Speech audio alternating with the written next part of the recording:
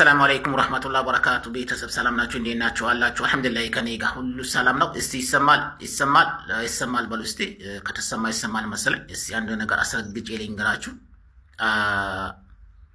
የኢትዮጵያ ወንዶች 10% የሚሆኑት በሴቶች ብር ነው የሚተዳደሩት።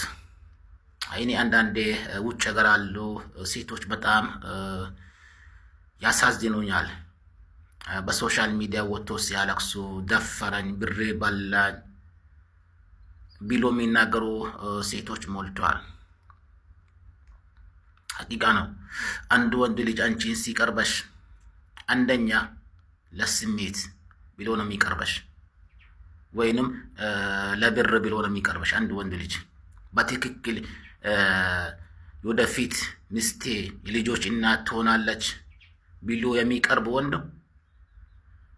ጥቂቶች ናቸው እንጂ ብዙ የሉም። ብዙ የሚያጭበረብር ወንዶች ለስሜትና ለብር ብሎ ነው የሚፈልጉሽ። አንቺ እውነት ይመስለሻል? አትሸወጂ። ብዙ ወንዶች ለስሜታቸው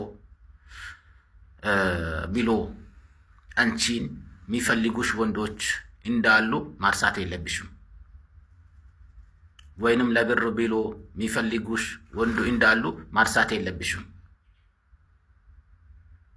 ዝም ብለሽ ካገኘሽ ወንድ መጅናጀን ወይንም መጋባት የለብሽም።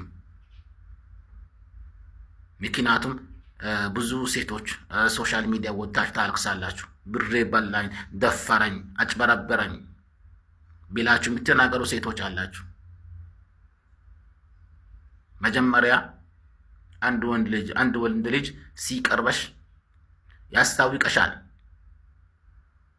ለስሜት ከፈለገሽ ወይንም ለብር ብሎ ከፈለገሽ ያስታውቅሻል። ለራስሽ አዳምጪው። መጀመሪያ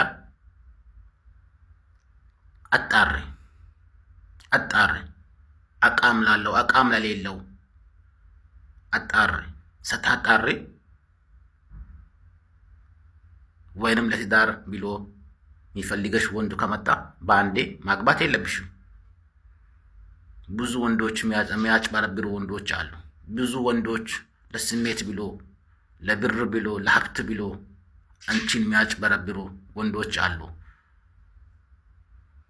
ጠንቀቁ ማለት አለባችሁ ለማለት ነው። ብዙ ወንዶች አላችሁ መቼም ውጭ ሀገር አላችሁ። ብዙ ወንዶች ለስሜት ብላችሁ ለብር ብላችሁ ሴቶችን የምትቀርቡ ወንዶች አላችሁ። ይሄ ሐቂቃ ነው፣ ግልጽ ነው። በሶሻል ሚዲያ ያየነው ነገር ነው። ስለዛ እንደዛ አይነት ተንኮል የምታስቡ ወንዶች ካላችሁ አላህ ሂዳያ ይስጣችሁ ለማለት ነው። ወሰላሙ አለይኩም ወራህመቱላሂ ወበረካቱ። ባረከላሁ ፊክ